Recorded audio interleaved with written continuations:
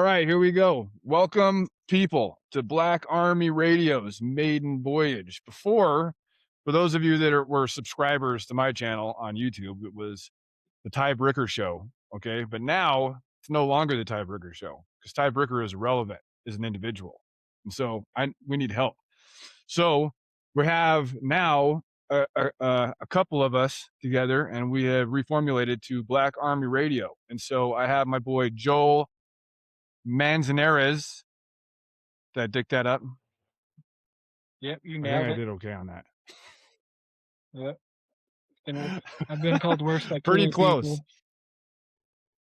people. Right? And so my name's way easier. Ty Bricker, Joel Manzanares, and we are your hosts for Black Army Radio. We're going to focus on, we kind of felt compelled, Joel and I, we have a mutual friend, and that's how we met. And we got to talking about kind of the state of the world in a way.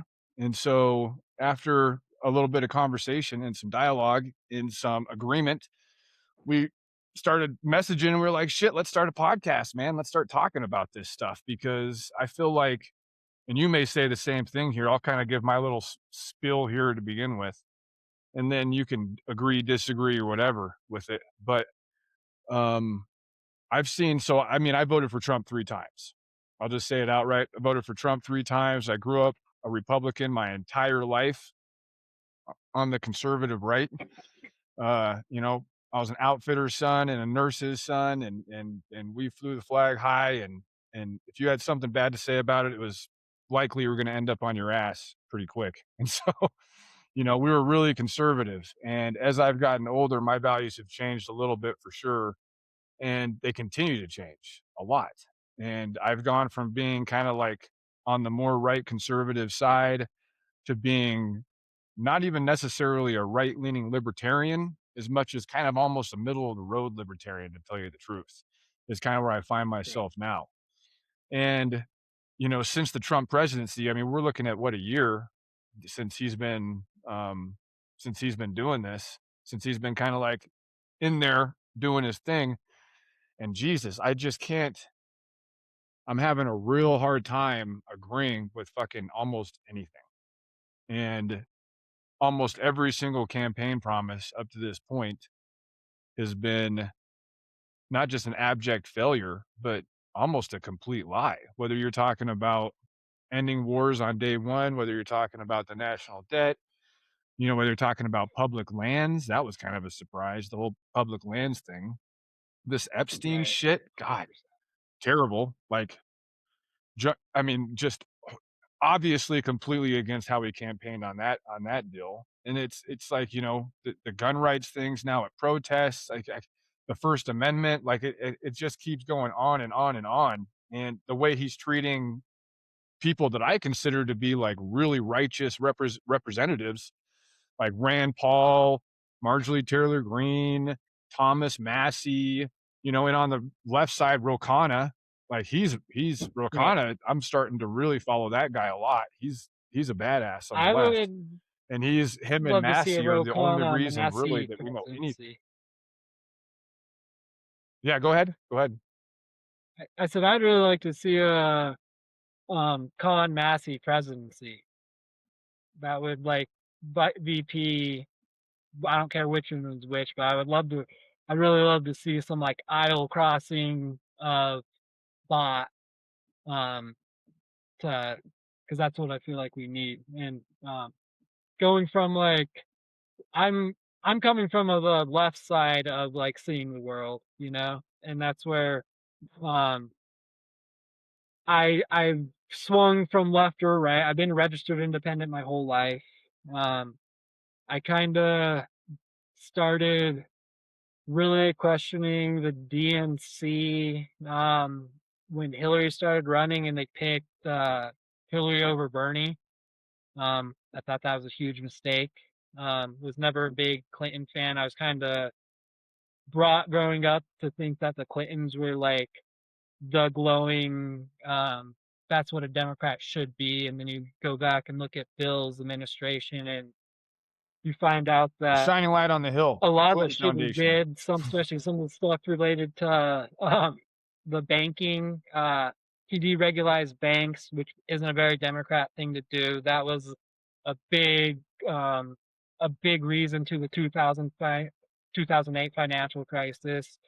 He Up until Trump, he had the biggest investment in private prisons, and you couple that with his three strike law.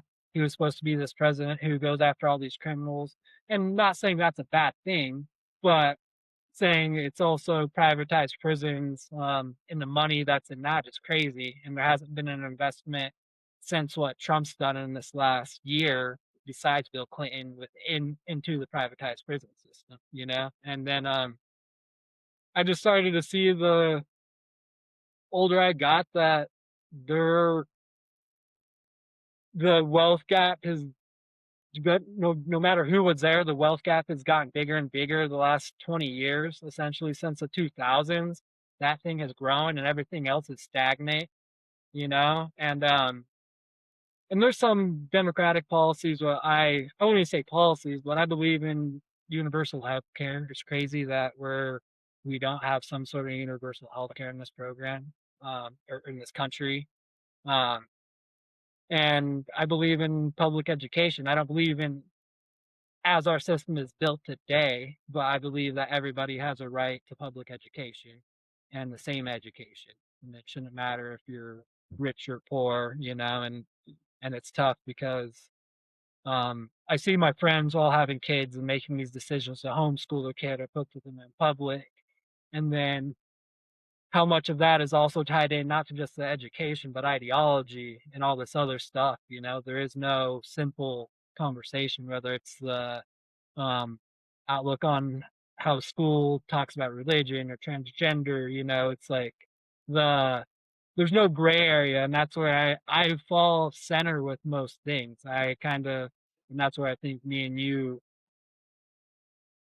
kind of hit it off because it's like we're able to call out the shit from what we could say at one point may have been our party, or we lean left or lean right, and we could see it for what it is. And I think until you've had that awakening of like kind of being removed from your party and looking at it from a different set of eyes, you really don't see that. You know, we're taught these certain things from the people we grew up with. We surround ourselves with these circles that um, you're told the same thing. News is confirmation bias. You know, you don't want to wake up and challenge what your ideology is every fucking morning. You know, so you wake up and you go to what makes you feel good, not what makes you question what you're raised on, you know? And more people are concerned about being right than what is right now. And that's a sad fact, you know? And and in this administration Oh alone, yeah. like it bothers me the most that some of the stuff that I thought Republicans stand for, like small government, constitution, stuff like that, that those were all just talking points if it fit them. They never cared about small government. They cared about if the government was working for them, you know, investing into I don't care if it's the ATF, CIA, any of those three-letter fucking arms of the government. Like, we don't need to invest in more money in that. Anytime we had, they've stepping on our constitution and they move that line and we don't get it back, you know? And that's gone from the Patriot Act until what's going on now, you know? And those are things where, you know, like people forget about Waco, Texas, you know, and we did learn from Waco. You know, we had the Bundy stuff going on, and that those agents were pretty much held at gunpoint and they backed off. And that could have been another Waco scenario, you know. And as the government, they're like, nope, this isn't going to go good. Let's just back off, you know. And and it shows that a protest, if it's done right, no one needs to get killed. I'll tell you what, what's interesting about our whole situation here with guys like me and you coming together on this, and, you know, and listen, here's the deal, here's this real interesting thing, like, we don't really know each other that well, you know what I'm saying? Like, we don't. Right. But we've only met once, which is interesting. We've had a lot of kind of, like, phone conversations, we had a good conversation here, but it's like your background growing up on the left, like you did, and my background growing up on the right, like I did. And then, I'm 45 now. I don't even know how old you are. Probably how old are you anyway? I'll be How old are 40 you, in Joel? August. Oh 40 in shit. August. Okay. Well, you're older than I thought you were. I was thinking you were going to be like in your mid 30s or something. But yeah, so anyway, welcome, almost welcome to the 40s. There's no turning back. It doesn't fucking feel good. I'll tell you that Right. much. But welcome anyway. Uh, But it's interesting because you being growing up on the left with left leaning parents, me growing up on the right with right leaning parents, and here we are in our 40s basically, and we've found this middle area, like this middle road is independent thinkers based on like once you get out of the home and you start exploring life independently and based on like experiences, education, friendships, even marriages, jobs, things like that. Like your everything starts changing a little bit. Like your ideology, you start having kids, you start paying bills, having families, having a mortgage, a professional career. And on top of that, here's another thing that's really important because we'll get it. I mean, we're going to have plenty of time to get into a lot of shit, but it's like, the boomer generation is interesting to me. I've been doing a lot of kind of investigating into the boomer generation because if you really think about it, our parents were boomers and boomers have led our society, you know, since and the boomer generation for anybody that for whatever reason doesn't know what that is, that's like the World War II spinoff generation pretty much, right? Like the generation right.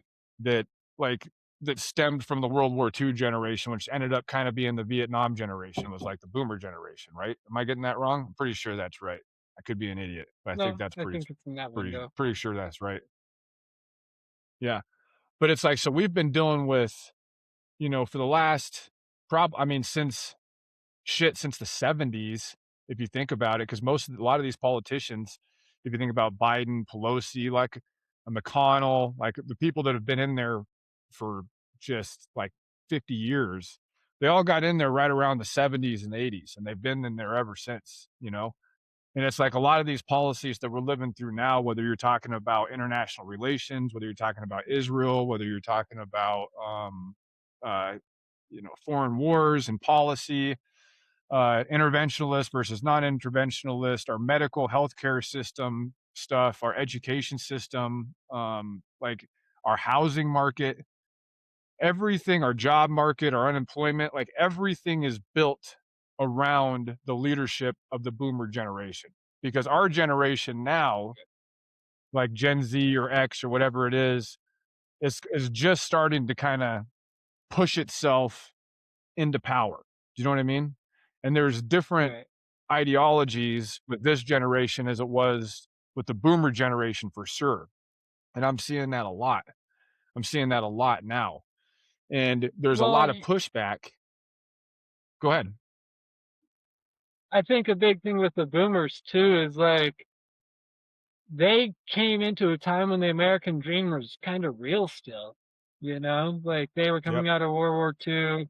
Um, the economy was booming. Or not to say they didn't have periods of time where there was, they had struggles. They had the gas crisis. They had a bunch of shit. They had Vietnam, but the American dream was still true. Yeah, it was go to college and go get a family and go buy a house. And now they're that American dream's dead. The baby boomers still in the last they did a thing where they're looking at who bought the house and with what money 20 years ago. And it's the same people and they're baby boomers because they're the only one who they had that money already and the economy essentially has been stagnant this 20 years. So really the largest group was able to buy still. They carried so much of our money. And I think they get tired of us saying like, "Oh, it's hard," because they did have to suffer, but they don't realize the like right now where the dollar's at, and as far as like it's worse than it was during the depression. We just have more shit to fucking codify us. We have TV, we have all this stuff to codify us. Um, and that's where I got in a debate with my parents about this. I was like, I'm not saying you guys didn't have it hard, but there's a large group of people. If you don't already have a house, you don't have what's the fucking point of making 20 more $1,000 a year and busting my ass? Because if I get the difference between 60 and $80,000 a year, like that's not going to get me into a house, you know? So what's the point? So you have a bunch of people who are disingenuous with or disenfranchised with the whole fucking American dream, and they have a. I don't think they. I think they're empathetic to it because they understand it, but they have a hard time seeing it because they felt they had to suffer through it too, you know, versus um uh I don't know. And I don't know how you fix it. You don't give up their wealth. They work their whole lives to create this wealth, you know, but it's when the system was working for it. And now the system isn't there, you know. I'll tell you what, one of the most interesting things you just brought up, and I had a conversation with this with my wife the other night. We've had this conversation repeatedly, and it's the American dream conversation. And so if you really think about the American dream, air fingers quotes, American dream, when did that, okay. So it's been a concept for a long time. It's a good concept. I like it. However, how real is it? When did it start? When did it end? Is it still going? And so if you think about it like this, like if you think about the American dream, okay, the American dream is basically the following things. It's kind of a, like if you think about like a Lockean perspective philosophy, which is the American dream or the American experiment itself, in a lot of ways, is built on property, possession, materialism, big time. You know, John Locke, when he Right. originally coined the phrase that Thomas Jefferson changed to life, liberty, and the pursuit of happiness, that was originally life, liberty, and property by John Locke. And Thomas Jefferson changed it to life, liberty, and the pursuit of happiness because he wanted to pull away from the materialism aspect a little bit. But the thing about it is that's never actually been pulled away from our society. So if you think about like the American dream, it's possession, ownership, owning your own home, not being in debt, being able to raise your kids, being able to retire comfortably on land that you own that the government won't fucking take away from you, right? Through like eminent domain or some other bullshit cause that they can do.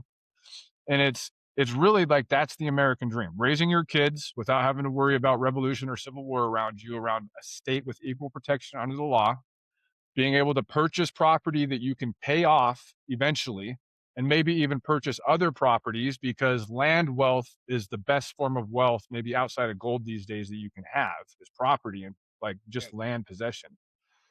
And so if you think about it, it's like, okay, so we went from the Civil War in that era and then pushed through into like World War One, Great Depression,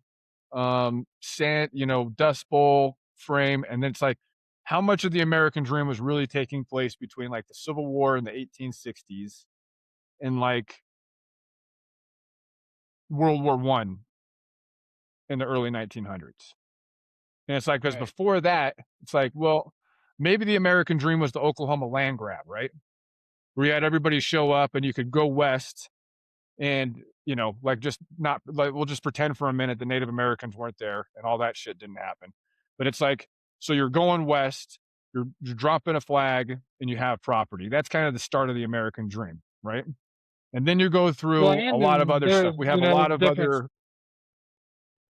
there's different states that No, go were ahead. paying people as well to go and settle those areas, you know. So it was not only was it the American dream, but you were incentivized to do it. Yeah, absolutely. And then so you go kind of like past World War One, past World War Two, and then you're thinking, okay, so really, like the American dream for me, I think about like the 1950s, right? Like the 1940s, 50s, a little bit into the 60s, where you had like the suburban house. You could buy a freaking home outright for like $30,000, buy a brand new car or truck for like $2,000. Um, Everything was affordable. Everything was manageable. You could have 27 kids and afford to have 27 kids and feed them all and house them all and not have a problem. And somewhere along the line, man, like between like around Vietnam and pushing forward, we started to get into the military industrial complex. We started to get into expansionism a little bit. And all of a sudden the dollar started to devalue big time, right? If you look at today, the gold standard is such a great way today for us to really see how bad the dollar is, right? The more gold is worth, Right. the less the dollar's worth. And right now, gold is worth like more than it's been worth, I think, in a hell of a long time. It'd be an interesting thing to Google, but I know that it's Yeah, worth a gold is shit still ton of money now relatively rare. because the dollar, yeah, the dollar has just taken a nosedive big time. I mean, gold is crazy right now. Buying gold right now, I don't know what it is an ounce. It's a lot. But it's like that is a really, really good way for us to see where we're at economically through paper fiat currency. You know what I'm saying? And somewhere along the line, that whole Right. American dream thing, when we dropped off the gold standard and we just kept printing money and printing more money and printing more money and expanding the national debt and expanding the war state and the military industrial complex. And it was like that American dream started shrinking. It started getting smaller and smaller and smaller and smaller and smaller till now, 2026. It's like it's almost non-existent.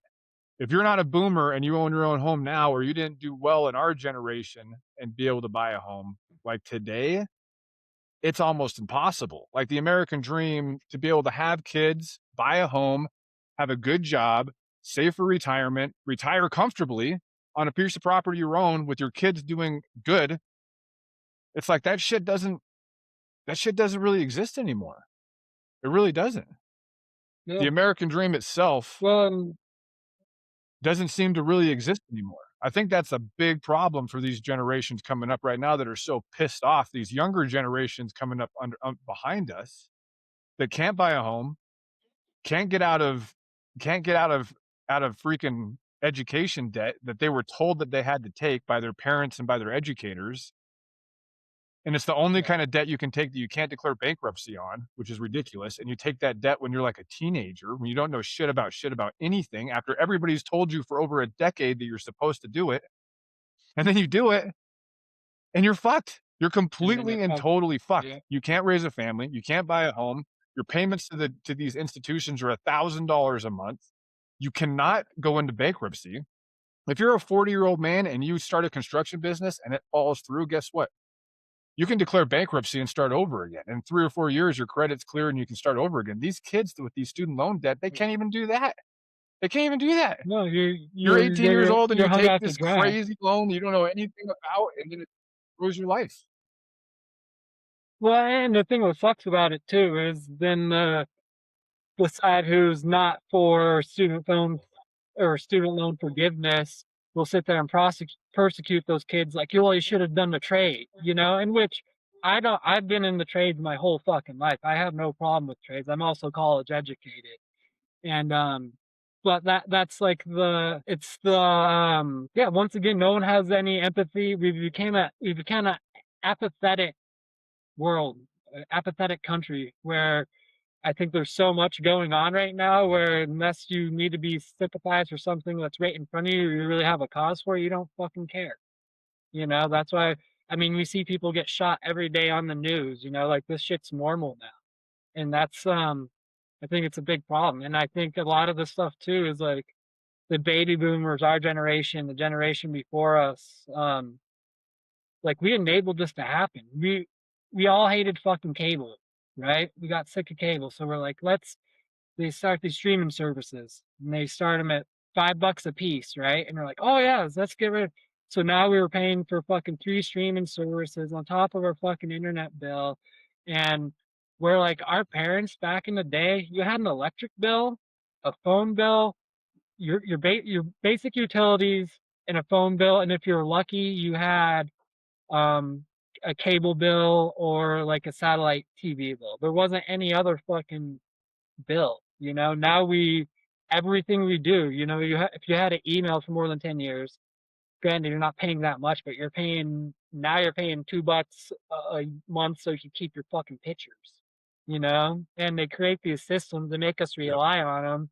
Then they make them shit and they charge us more money for it, and we essentially just let them do it. You know, the cost of living not only is more just to the price of the value and scarcity, but it's more because they have pacified us with all this technology to keep us fucking happy.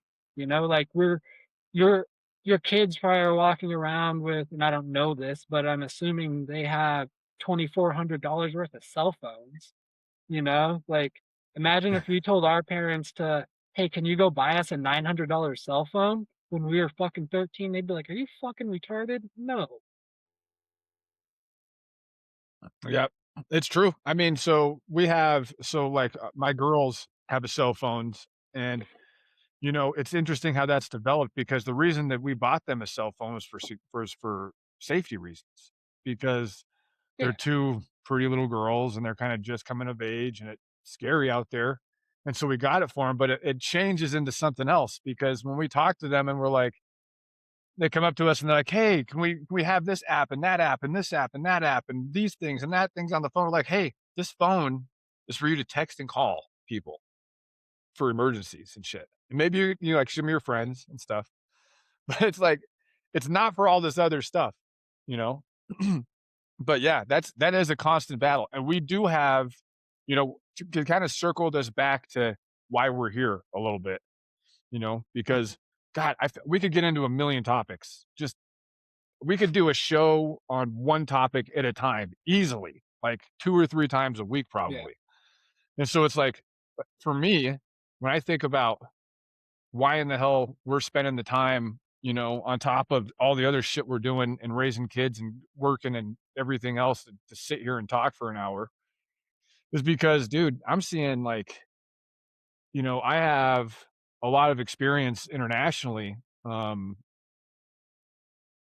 lot of combat deployments. And it's like what scares me is thinking about my boys in the streets of America, with plate carriers running guns down freaking Pine Street and Steamboat Screams Springs. You know what I'm saying? Against other Americans. yeah. It's like that shit scares the hell out of me. Like to think about I got 3 boys, and it's like to think about them, when they're 20 years old, like 10 years from now, basically, based on the way things are going, running and gunning down the streets of America. And it's like I kind of feel like with the way things are going now with this administration and the previous it's like, listen, this administration is dog shit as it is, and I'll just say that. It's like every administration is dog shit. There's not like a non-dog shit administration, and you talked about Thomas They're not Massey and working Ro for the Khanna people, they're working for the fucking earlier. donors.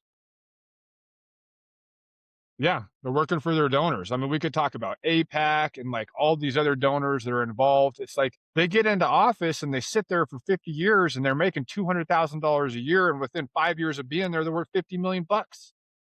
And you're like, you know what? Right, I've gone from the point of just accepting it to being like, fuck you. Like, I'm not just accepting it anymore. Like, I can't just, as much as we struggle, like, we live in one of the most expensive places to live on planet Earth. You know what I mean? We don't do right, terrible, like, we do okay, but it's like we are paycheck to paycheck for sure. We can't save shit. We can barely go on any kind of vacations, do anything. Like, our money is spent on maintaining this house and the kids' sports and feeding them. Like, that's and gas. Like, that's it, man. Like, right. keeping up on all the bills, making sure their kids are squared away, making sure I got gas in the truck to take the kids where they need to go, and it's like, that's it. Our money's gone. It's fucking gone. You know what I'm saying? At that point. And it's like, I just can't, like, I can't abide by this shit anymore. I'm 45 years old, man, and like, I don't see a light at the end of the tunnel, and it scares the hell out of me for my kids. And I look at Thomas Massey and Ro Khanna, and I actually saw something interesting on Facebook today. It's interesting that you brought that up because I saved a meme on Facebook today that literally talked about saying parties be damned. Fuck party. I mean, like, really on the macro level, on the macro level, on the big umbrella level, like what is really separates the Democrats and Republicans? Like really, when it comes to war, spending, debt, Yeah, um, shit, international relations, like there's all like on the macro level, there are very few things that separate the Republicans and the Democrats. Very few. They're yeah. very, very, very similar. it's We it's fight about about little a shit. it's a 5% tax rate on corporations, which they tout that's big and great, but that's still macro shit, you know? Like it's not gonna move the needle. And then when you also find ways to give it back to them and loopholes and DEI programs and everything else, you know, it's the same roundabouts. And as far as I'm concerned, and I'm sure you've read this in some of the posts that is the only difference between a Democrat and Republican is a Democrat kisses you before it fucks you. You know, like that's the only difference. Like Trump in Venezuela, Yeah. we've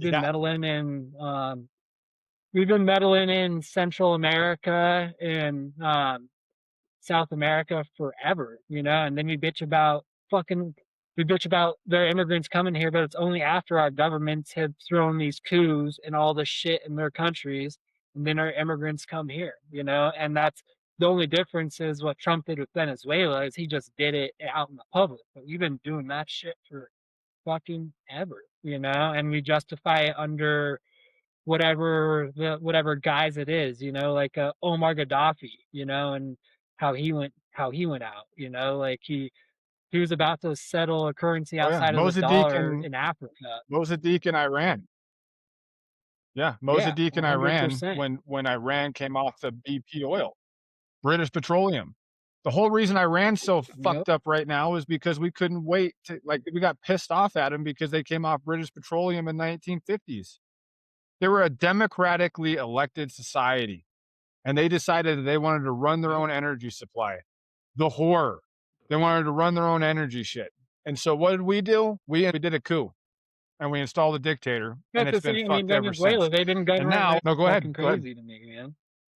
Well, it's just the same thing with Venezuela. Yeah. It's government ran oil, and not to say that their government isn't ran well. Like I'm not arguing that point. The government's fucked up, but it's the same thing, you know? And then we'll put sanction on these countries so they can't do it the right way. You know, like we'll sanction the shit out of them so they're hamstringed by our sanctions, and then we'll come and complain to them about them doing it the right way, but we're sanctioning them so they can't, you know? Yeah. And these sanctions, the more I've looked into these, I've started looking into these sanctions a lot. I looked into, the only thing that these sanctions, based on a lot of the stuff I investigated, like Iraq, for example, in the 90s after the Gulf War, they got sanctioned really bad by the United States, and it led to like, God, what was the number? I mean, but it's the general population. It was like hundreds of thousands of deaths just on malnutrition alone because the United Right. States sanctioned Iraq to the point where they couldn't get any medical aid into the country. They couldn't get any food into the country. They couldn't get anything in there at all. And it's not like Saddam and his sons were suffering. I mean, the only people that Right. were suffering were the civilian population. And that's what you get for all this Yes. shit. It's like all these sanctions and everything else. It's the civilian, it's everything's passed down. You talk about capitalism, the invisible hand of the market, right? Passes down. And then the bottom person eventually becomes successful because of the invisible hand of the market. And it's like, well, fucking, that's not how it works with tariffs. It goes right to the bottom Yeah. immediately because the people on top aren't going to starve. They're not going to go without electricity. They're not going to go without fuel. They're not going to go without heat. But if you're just Joe Fuzzy Nuts on the street, guess what? Your ass is starving to death. Your wife's starving to death, and your kids are starving to death. And you can thank us for that because while we're on Fox News and CNN talking about how awesome our sanctions are and what it's doing to this government, what it's really doing is destroying the general population. And actually saying that, that brings us to this. I'm going to play this Ron Paul thing that we were talking about because I think it would be good to react to it. It's like a minute and a half. Ron Paul is a political prophet as far as I'm concerned. Do you remember in the 90s, remember Ross Perot? Yeah. Yes, I My do. parents loved Ross Perot, which is really interesting because he was way outside the box. He was almost like kind of a Ron Paul libertarian for that time. And as conservative as my Yeah. parents were, because that was during during Bush Clinton, right? First Bush Clinton. Yeah. And even though Ross Perot didn't get shit for votes really or anything else like that. Like he made a big impression. I mean, I'm 45. I was a kid. I was a teenager when Ross Perot, and I can still remember my parents like tuning on to the television to like had a party with people over to watch Ross Perot talk about how screwed up the government was. And this was in the 90s, right? And this is when Ron Paul was really first starting to sound off on a lot of this stuff. And it's like even people that were like, you know, staunchly like neocon conservatives, kind of like what my parents were, it spoke to them. Like they knew inside that there was something wrong. You know what I mean? Enough to be like, you know Right. what? I could just vote for Bush. Bush was fucking Reagan's vice president. Like the boomers and Yeah. Reagan are like, do you know what I'm saying? Big Yeah, time. that's And their for my king. parents to turn away from George Bush, who was Reagan's vice president, to go for Perot said a hell of a lot for them back in the 90s. A lot. Right. And so anyway, let's listen to the prophet and then we will react. He said this. So this is in 2002. This was right when we were about ready to invade Iraq. We had already invaded. We'd already had Operation Jawbreaker and hit Afghanistan right after 9/11. We were in Afghanistan like a month after 9/11, just running through. But this was Right. right before the Iraq invasion. Just give me a nod as make sure you can hear it okay. Speaker, our government intervention in the economy, the private affairs of citizens, and the internal affairs of foreign countries leads to uncertainty and many unintended consequences. Here are some of the consequences about which we should be concerned. I predict U.S. taxpayers will pay to rebuild Palestine, both the West Bank and the Gaza, as well as Afghanistan. U.S. taxpayers pay to bomb these areas, so we will be expected to rebuild them. Peace of sorts will come to the Middle East, but will be short lived. There will be big promises of more U.S. money and weapons flowing to Israel and to Arab countries allied with the United States.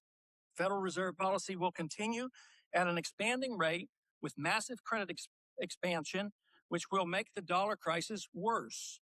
Gold will be seen as an alternative to paper money as it returns to its historic role as money. Military and police powers will grow, satisfying the conservatives.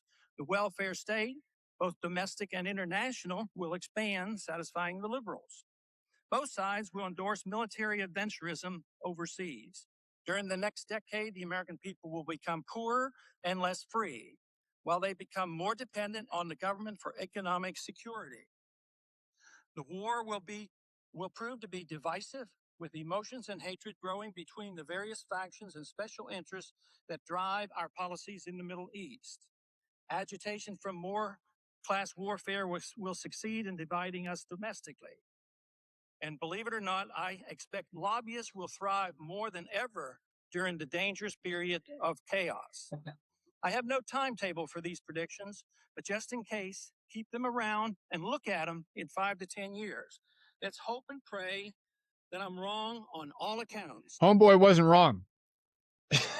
No, not Dude, even fucking that is close. like a prophecy, bro. That's a prophecy, man. That's crazy talk. You listen to that shit? It's like Well, literally and that's every exactly what happened is single like how he talks go, about go, go. Go for it. like how he talks about the liberals and conservatives both being satisfied because they have been. They've been able to slowly move in it, and that's one of the reasons like we've stayed stagnant, you know. And it's like with the just with like the ice stuff, you know, like um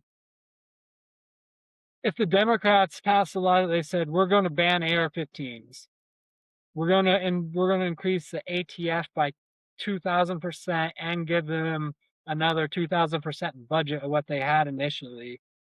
And we're gonna start looking for people who look like they might own an AR-15, you know. And it's so fucking crazy to me that um we don't get those powers back when Bush did, and you know this more than anybody. When Bush did the Patriot Act, Obama springboarded off of that. You know, like those weren't once one of these branches of the government is expanded, we don't say like, "Oops, sorry." We just say like we just leave it and don't talk about it anymore. You know, like people think so many people think Trump created ICE. Well, ICE was created in Bush's first administration, Junior, you know? And it's Oh just yeah. There's been images of ICE and doing weird shit for like a while now. There's some stuff even during the yeah, Obama administration. Remember that picture during the Obama administration? It had a guy with like an old school K-pot on. He had a clear lens goggles. He was packing an MP5. And there was a Mexican gal, like little, Mexican gal with her dad, and they were in a closet. And he was holding her like to his chest. And there was this ICE dude with his MP5 pointed like right at both of them. And it was just a picture, like a snapshot. It was like 1995 or some shit when that right, happened. And I was like, man, that kind of stuff's been going on for a while. I mean, I was a federal law enforcement officer for 10 years. You know what I'm saying? And I won't, we can get into the ICE stuff for sure. But it's like when I think about the Rand Paul thing, because the war was such a big part of my life, like it changed 9/11 changed everything for me. Everything. Like my entire life completely changed. I was going to college, I was building custom homes, I was like 21, and then all of a sudden 9/11 happened, and it was like it just, I went in and went to Ranger Battalion and worked for the CIA and then became a federal law enforcement officer, and I'm here now, and it was like it changed everything. You know what I'm saying? Everything. But right, all of us, as the years went on, all of us, as the years went on and we got older and more mature, and we weren't 21-year-old kids that didn't know shit about shit anymore, and we were just deployed wanting to bust heads. We started to really, like, all that stuff that Ron Paul was talking about started really, really, really ringing true. Think about when he talks about how Americans will be poor. Like, what are we seeing right now? It's a yeah, huge problem here, but nobody can buy homes. Nobody can get by dated. I mean, shit in Kentucky. Fuck Colorado. Colorado's expensive as shit living yeah, in this state. But it's like, you can't, I mean, even if you're living in Kentucky, you can't make it. You know what I'm saying? It's like that part, the gold standard, how he was talking about that, how he was talking about how there was no difference between the liberals and the conservatives, how he was talking about how the war is going to expand. It's going to keep expanding. Look at all this stuff going on with Israel right now, right? It was like I was yeah. one of the biggest Israel Well, the supporters you would have ever met in your life when I was younger. And now, and I spent some time in Israel. And now it's like, I mean, like, I literally just can't get down with anything that is not reinvesting in the American people. I just can't anymore well, at all. and that's where and the fact that the lobbyists have gotten rich, the fact for a president, the DNC, we're talking about billions of dollars when there's a new candidate brought in that they spend on campaigns, like the military industrial complex, like every um I always bring up, like Obama and how he used the military, and I was like, it wasn't much different than what fucking Bush did. The only difference is it was in the invention of drones are really becoming more to play with, so he didn't have to send troops. But when it comes to bombing and doing fucking shit, like he was just as bad as any Republican. And then with like the Also, too, stuff and what's this going this on is in this is worth and this is worth noting. On top of that, I'll let you get back to your point. But on top of that, Obama, what he changed during the drone wars, and I remember I was in Pakistan working for the agency when this happened, when these orders came out. When they were basically they said that they can now kill American citizens without due process. yeah, And it's like that was a is, big well that I mean, like there is nothing that's like less constitutional than that. Literally within the first 10 amendments of the US Constitution, 50% of the 10 amendments are literally just about state power, incarceration powers. Fourth, right, fifth, sixth, seventh, eighth amendment. They're all about the powers of prosecution and putting you in a cage and curtailing those powers. When Obama got into office, he was also, remember his stance on whistleblowers, Edward yeah, Snowden, those guys. yep, Day one, like how Trump said, day one, the wars are over, right? Obama talked about day one, they're all like, he was giving them all amnesty. And then as soon as he right, got in office, he pursued them harder than Bush did.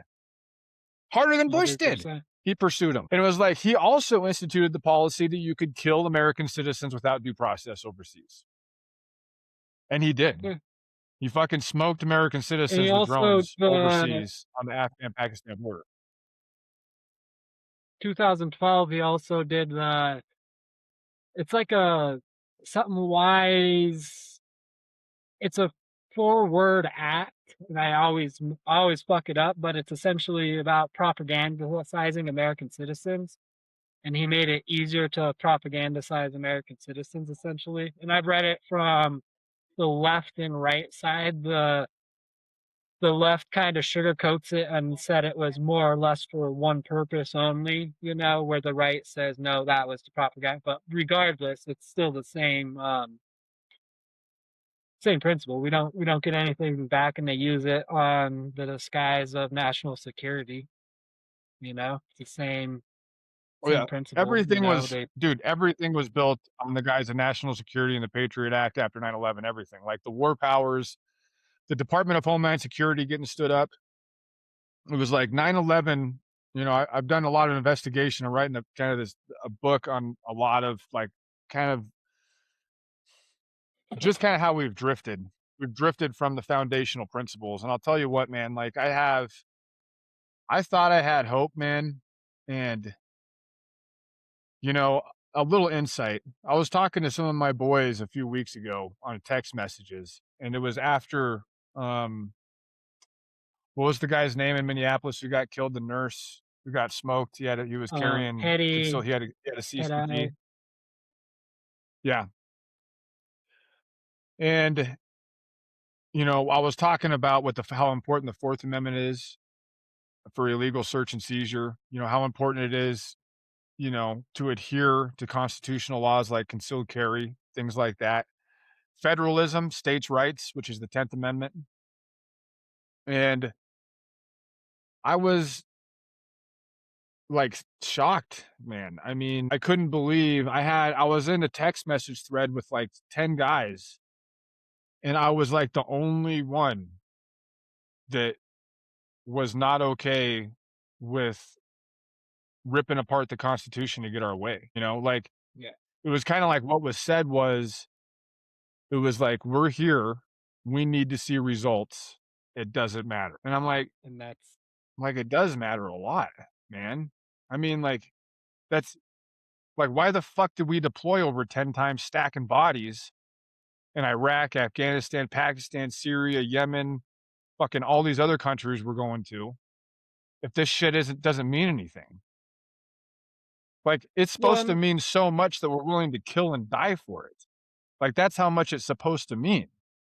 If we just say that because our people are in power, because Trumpy's in power and we voted for him, and we're just going to let him piss on the Constitution and shred it through the shredder and eliminate the Fourth Amendment and due process and legal search and seizure and all this other stuff, and then kill people on the street and then have them get off on it for stuff that is obviously fucked up, then I'm like, dude, everything that we believed in, everything we fought for and bled for and killed for and was willing to die for doesn't mean anything anymore.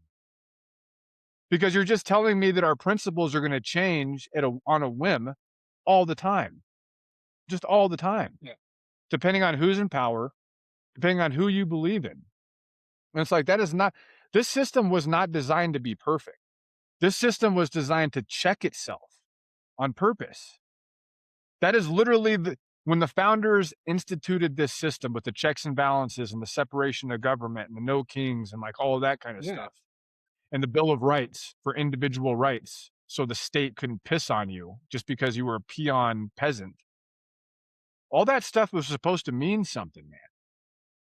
Like, there's been a lot of people for the last 200 plus years who have killed and died for this shit.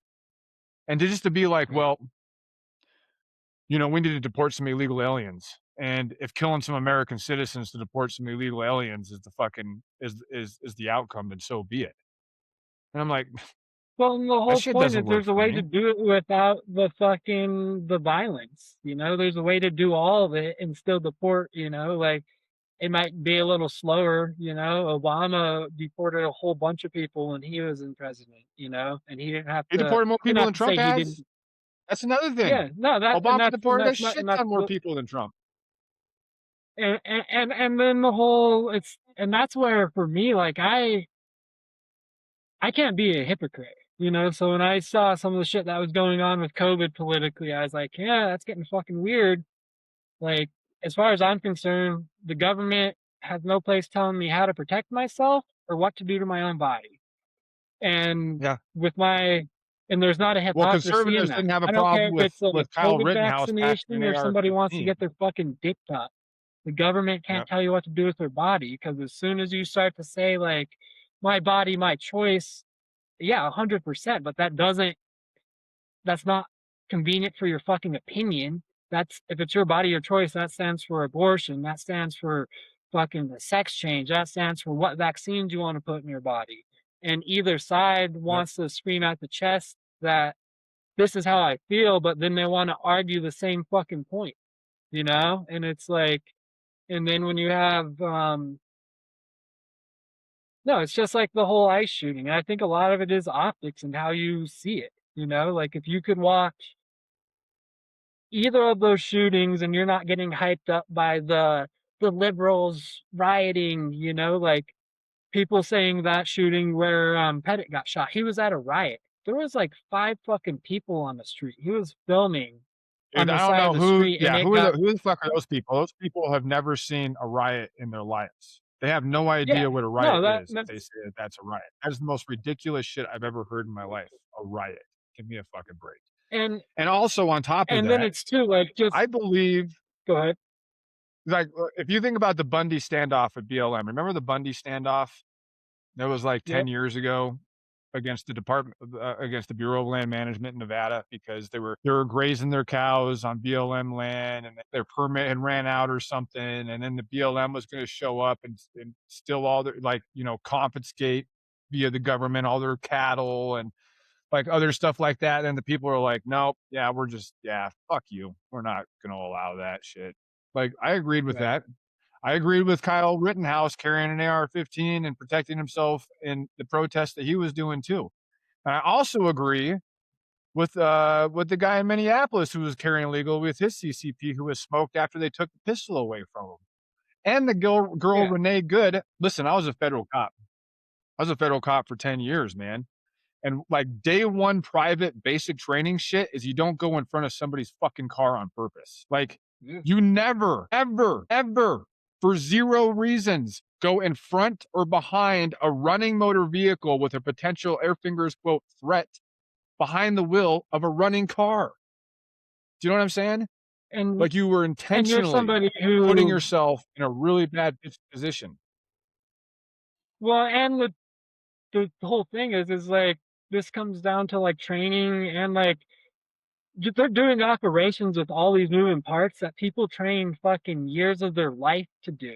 Like, and they're a bunch of guys who got together fucking 3 months ago and put fucking bets on, and they're like, oh, let's go try to have this operation with 4 moving guys in a unit. And it's because there's no fucking plan. It'd be one thing if, say, they're at a sting at a MS-13 house and it's a bunch of ruthless fucking gangbangers and one of them gets out of the car or gets into a car while he's running away. It's a fucking white girl 100%. who, yeah, she may be an agitator, she may not like your fucking cause, but it's a white girl who has fucking, and it doesn't matter if she's white, black, but it's someone who's not a threat. You let that woman drive Yeah. off and you fucking, You don't end human life. You don't end human life under those. See, here's the thing. I value human life too much for this shit. Like my buddies or people that just seem to just not give a shit about human life at all, as if human life is the same as like stomping on an ant outside that's by your truck or right. hitting a fly with a fly swatter. Like it means dick. Like people laugh about this shit, and it's like it disgusts that kind of stuff disgusts me, man. You know, I got 5 kids. I got a wife that I care about deeply. You know, it's like the stuff that I wouldn't, like, there's literally 0 things that I wouldn't do to preserve them. You know, my friends, my family, stuff like that. Yeah, And it's 100%. like, I know that that transfers to other humans. I'm not the only person that feels that way. Like everybody in all these other houses that are next door to me and running around, like they feel about their kids and their spouses probably pretty similarly to how I feel about mine. You know what I'm saying? We're not that Right. far removed. It doesn't 100%. matter if they're voting Democrat or they're voting Republican. It doesn't fucking matter to me. Like, human life is human life.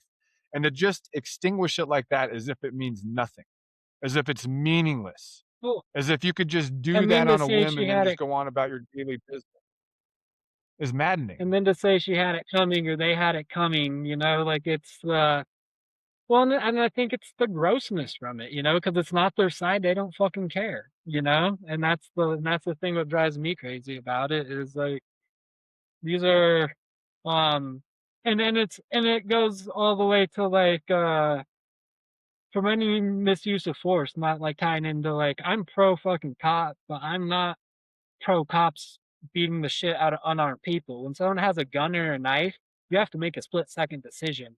And I will never question, or very rarely will I question the cop when there's a weapon involved, because you don't have time to think. But when there's not a weapon involved, when there's a group of fucking cops beating the shit out of somebody, like I don't have the fucking patience for it. Like there's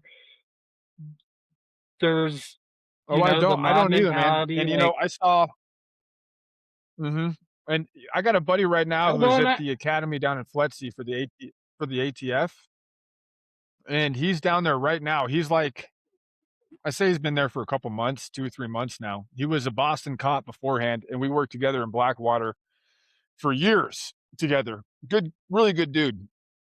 And he was telling me about the academy right now with ICE because he's going is a he's going to be an agent with ATF, and I have feelings about that when it comes to the ATF, but yeah, whatever, he's me doing too. his thing. But ICE is there, and here's the deal. Here's how this shit works because I went through that academy and did the same stuff. Okay, you do your academy, which is usually like 5 or 6 months, 4 to 6 months, depending on your agency. Okay. And then you come out and you do about 3 months of field training, on the job training with a field training officer, an FTO, who's kind of just hovering over the top of you, making sure you're doing your shit right. You go from phase one, where you're kind of like helping him do his job, all the way to phase three, where you're doing your job completely independently and he's grading you. And then when you get done with that 3 months, you have a year of being on probation. Okay. You're on probation for basically a year at that point. And if you fuck up, the union is not going to cover your ass. So if you fuck up, you're canned, period. Or you're going to go to jail, or you're going to get sued and lose your house and your money and everything else because you violated somebody's constitutional rights. And you're not covered because you're still under probation. Here's what the ICE guys are doing now. None of that shit's happening. None of it. Okay. The 4 to 6 month academy, the 3 months of field training, on the job training, and the year of probation. They're literally going to the academy for 2 to 3 months. They're qualling, and then they're getting badged, and they're thrown out on the street. That's it. That's fucking it.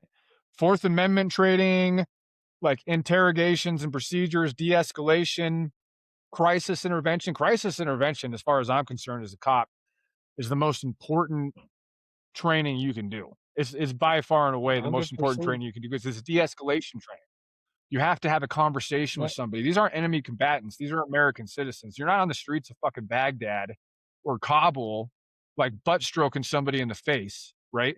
These are American yeah. citizens with constitutional rights. They're not enemy combatants. And that's what things that cops have a really, really, really, really hard time remembering.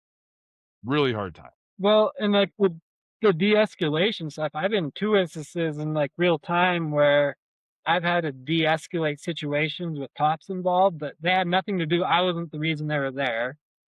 But like, if it wasn't for me de-escalating the situation until another fucking cop got there, and the little cop wasn't so paranoid of being the only cop there and walking into a call he wasn't ready for, like people would have been shot, guaranteed. Like it would have gone way, or at least tased. I don't know I can't say I like know the demeanor of the cop, what he would have done, but the like I was able to de-escalate a situation in fucking 3 minutes, and had the party separated, and I took one inside the house while the cop talked to the other one, and he was there, and like it was like, did you fucking this is shit I learned in high school as a counselor. It was like an advocate. I was a um advocate for like kids who were fighting. I would get the two kids in a room and be like, "What the fuck? What's the deal? Talk it out." And I actually one time I let two kids go bodies, Like I'm not this peaceful, like, let's talk everything out. Like, like I let these two kids who hated each other,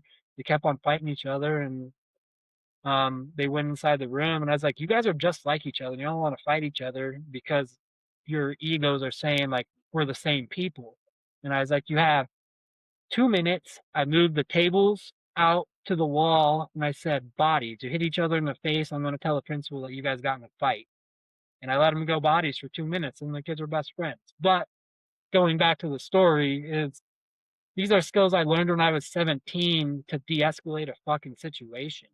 Like it's not, it's a mindset. And I'm pro like having a program where you get cops into a psych class where they do learn some of the shit, or have a trained psychologist who is a cop who goes in with the mental health calls, because there's a way to de-escalate a situation. If you don't have that training, you're asked to make I still think a really hard decision in most cases of, how you should escalate or not escalate it to use force or not.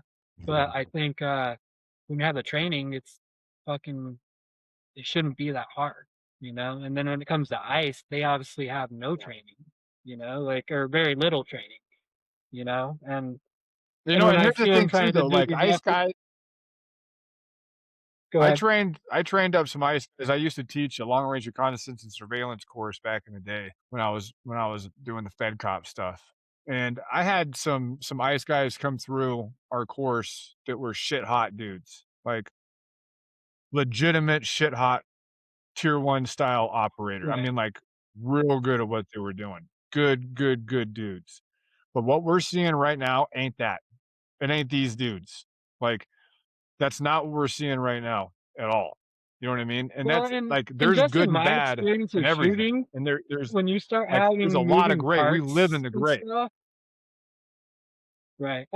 To me, it's just crazy Mhm. that when you have anytime I've done any shooting drill where I'm moving, the amount of, and this is just me moving into space, like, and then when I see a group of guys closing down on a car that has no like actual SWAT training or group training, to me, it's fucking bonkers, dude. Like these are situations that need to be treated like a real situation, not like we're gonna go grab up a I don't know. It's to me and if it was the other way around, like I said, people would have a real big problem with this on the other side if it was the ATF, and it's Yep. yeah, the And that's a optics, as great long as it's your that's a great side, point, people are man, okay with because it, I guess. and that's a great point because I'll tell you what, that's something that I've talked to my friends about, is I'm just like, listen, these powers pass on, man. This shit never goes away. It's like you talked about before. You don't ever reverse this shit. Like you don't give power and then have power recede. Like it just continues to Yeah, eat. Power just keeps eating. It doesn't regurgitate what it ate and give it back to you. Like it just eats. And so all this shit we're doing with ICE, all this stuff we're doing when it comes to the Fourth Amendment or being able to be armed legally at a protest or something, or being able to record a police officer, which is your First Amendment right. Like just yeah, recording the police officer is not illegal. I'm sorry. Like I was a cop. I mean, this is bullshit. I'm sick of this shit, man. Like you can record a law enforcement officer. You are not impeding them by recording them across the street on what they're doing. You can talk about them. You can even say where they're at. What you can't do is threaten them like personally as a direct threat. That's right, illegal. Going to them while they're arresting somebody and pulling that person away, that's obstruction. That's illegal. right, Recording somebody is not illegal. Talking to law enforcement officers is not illegal. Telling them that you don't agree with them is not fucking illegal. And that's not something you should be killed for or incarcerated for. And I don't give a shit whether or not it's your team or not your team. You know what I'm saying? And it's like, we got well, to be careful, man, because that was one of the things that I talked about. To think that, like, let's say AOC is the next president. Like, I have a pretty good feeling that on the left, they're probably willing to weaponize the ATF the way the right's willing to weaponize ICE. yeah, And if the and they'll be left justified. weaponizes the ATF the way that the right weaponized ICE, we're going to have some real fucking problems in this country. Yep. And think about this. What if they label you a domestic terrorist and now they don't have to come up with a warrant anymore? Or they can do a no-knock entry into your house. What happens then? And you're armed. Like, if somebody busts through my door at 1 o'clock in the morning and I don't know who the fuck they are, what do you think's going to happen? Yeah, no, 100%. Someone comes to through my door without a warrant, they're gonna get shot. Yeah, dude. Yeah. Like, sorry. And that's also pretty goddamn American. It's pretty goddamn American. And it's crazy to me to hear people that are on the right literally like pretending like that is not going to happen. Like those powers are not going to be pushed over to the next administration that could be freaking AOC, dude. Like, I mean, the way things are going right now with Trump, the Republicans are going to get ass wiped in the midterms and probably in the presidential election. I mean, they're going to get, it's going to be biblical, bro. Like, Trump has fucked up this so bad in this first year that I feel like right now we're having special elections all over the country. And there's not one Republican winning a special election. And if they are, they're barely squeezing it out by the skin of their ass. I mean, barely squeezing it out. In districts, I think there's been like 3 or 4 they're seats overwhelmingly Republican. Yeah. It's bad news, man. And it's like, I don't like the idea of all these powers going to an AOC administration any more than a Trump administration. You know? I'm not a one-way lizard about that shit. Well, and that's where like the hypocrisy needs to end. And even the guy who was the head of the Bundy thing with the BLM, he had a quote where he goes, "I can't believe my militia friends are siding with this government right now," you know, because it's the same thing he was fighting about, overreach of fucking government, you know. And for me right now, the hardest thing is watching, especially mega conservatives, core conservatives who ran on pedophilia, who ran on all the shit, just like change your tune, you know, like there is no, like he wants to federalize fucking elections, dude. That's federal government, you know, like there's so many stuff that he's doing that isn't small government, you know, that it's like the way he's dealing with how he's attacking political opponents, which the left has been guilty of as well. I'm not saying that's one thing that is just a right problem, but it's fucking scary. And I'll be surprised. He's gonna try to find a way not to have the midterms. You know, that's the direction I see this going. He's gonna find a way to create some ruckus or cause a riot to do something to where he could say he's not gonna have the midterms, you know? And then I think that's when the left gets weird and goes and storms the Capitol. You know, that's when I think the left's getting interesting. The left's getting interesting. Yep. Like it's like you're kind of like, I've seen a lot of people, of lefties that are really, really, really all of a sudden like pro a lot of more right-wing things. Do you know what I'm saying? Especially when it comes to the Second 100%. Amendment. Yeah, it's an interesting time. Like, it's tough because of the delay in it. Like I can't catch it right. But anyways, my parents they're left. My dad believes in the Second Amendment, but he also doesn't get like why you would want an AR-15. You know, he's not going to burn at the cross, say he hates it, but he goes, I get it. Like I don't understand why you need that. And my mom is pretty anti-gun, and when all this shit started happening, it's like, do you fucking get it now? Do you realize like why I own the guns I own? Because I don't trust any of it. You know, like I don't, and all I've seen is either side weaponize it to, you know, you start saying one thing about a side and demonizing the side, and then you have a reason to be like, well, my side's doing it, so it's okay. Like it doesn't bother me, you know. And it's like dude, you know what's funny? and is like, hopefully I feel these are like Republicans and Democrats, like the funny thing about Republicans and Democrats right now is it reminds me of the Bloods and Crips, you know? And the most ironic thing about the fact that they remind me of the Bloods and Crips is one side's represented by a blue color and one side's represented by a red color. And it's like, people literally cannot get Yeah. out, like, they cannot pull themselves away from their team. They fucking can't, man. Like these guys that voted for Trump, like, I can feel it when I talk to them that they're wildly disappointed in this second term. Wildly disappointed. And it's like Right. you can feel it in their body language and their vocabulary when they're talking to you. And it's like right under the surface. You know what I'm saying? And a lot of them, they just can't bring themselves to it. Like they, as much as they dislike it, like their next thing is like, well, you know, Kamala Harris would have been way worse. And I'm like, yeah, Yeah. that's not what No, I'm fucking talking about, that's bud. I'm not talking about Kamala Harris, bro. Like, I wouldn't have voted for her either. Like, she's not, like, that's not what this conversation. Trump is fucking president. Trump is doing this shit. We all voted for yeah. Trump. I voted for him 3 times.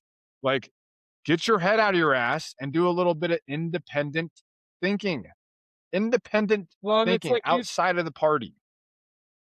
the discourse, like, and a lot of it's on the comments on like your Facebook pages and some of your posts because I feel very similar to it. Mhm. And then you obviously have a very, I'm sure growing up everywhere you did, you have a big conservative base of like who you hang out with and stuff. And like watching people automatically assume like I'm a hardcore fucking I'm a hardcore. I haven't voted for fucking RNC or DNC elected official or someone who's been pushed for presidency in fucking 4 elections. You know, like this is to me, and this isn't like a you problem, but it's not a fucking me problem. I'm not voting these people in because I saw this shit a long fucking time ago.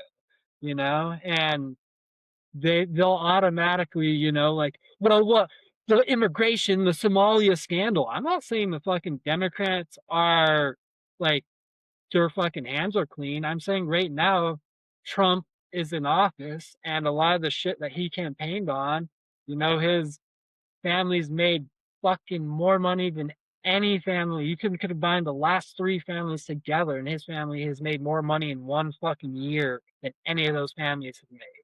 You know, and it's like Yep. I just call it how I fucking see it, you know? Like I was fucking when Mhm. when Biden increased IRS agents, you know, he had this big thing when he ran. I'm going to increase in IRS agents so we could audit corporations more and we could do all those things.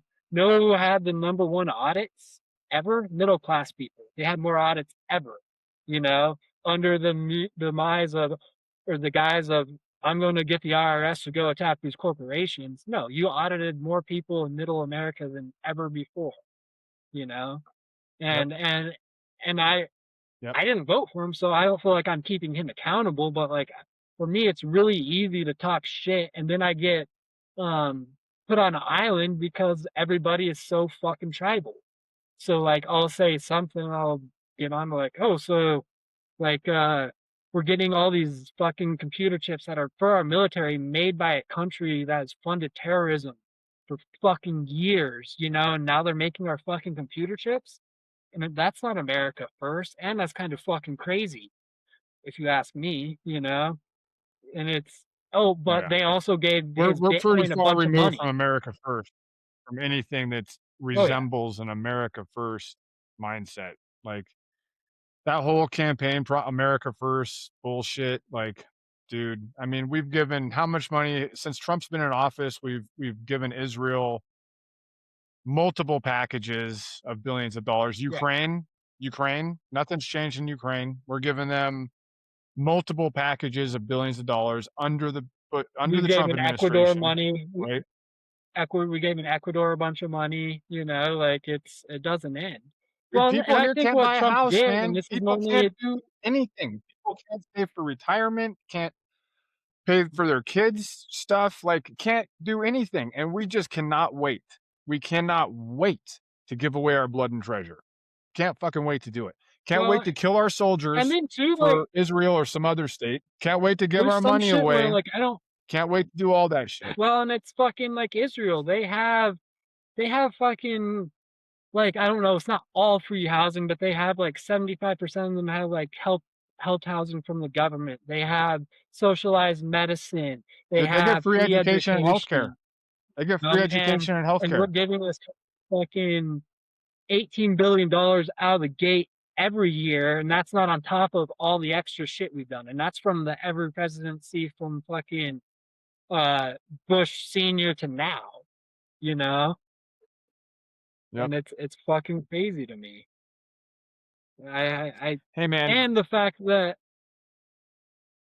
go ahead. I was gonna say, like, right on with this. So we're an hour and 20 minutes in. This is good shit. We're gonna keep doing this stuff. I got things I gotta jump into out Yeah, here, but maiden voyage, maiden voyage one complete, homie. Maiden voyage I one dig it. complete. We're good to go. Black Army Radio, people.